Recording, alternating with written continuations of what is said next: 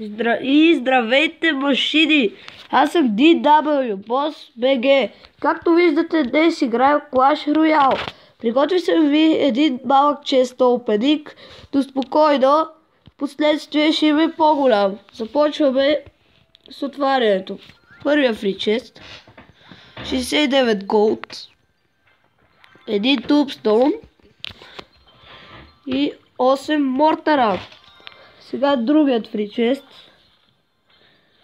68 голд, един рокет и 8 кенъна.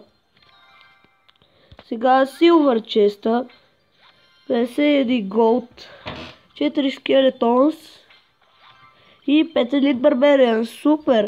Както знаете, елит барбериите ми се паднаха преди малко време и искам много да ги дигна на по-горе левел. Сега вече най-добрият чест, който имаме. 192 голд, 5 кнайта, 8 роял джайанта, 13 бомбер и 3 инферно тауър. Еми хора, това ще е за това видео. Ето сега ще реквеста, искам много елит барберианите. Сега ще си апгрейда роял джайанта. Пишете дали е добра карта. Малко ми се струва скъпа, но не знам, пишете отдолу в коментарите и ето вижте моя дек. Дали, ако ви харесва, дайте един лайк на видеото, ако ли пак не, дизлайк.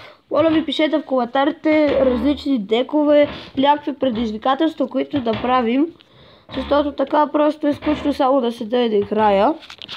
Така че, чао хора от мен и до нови срещи!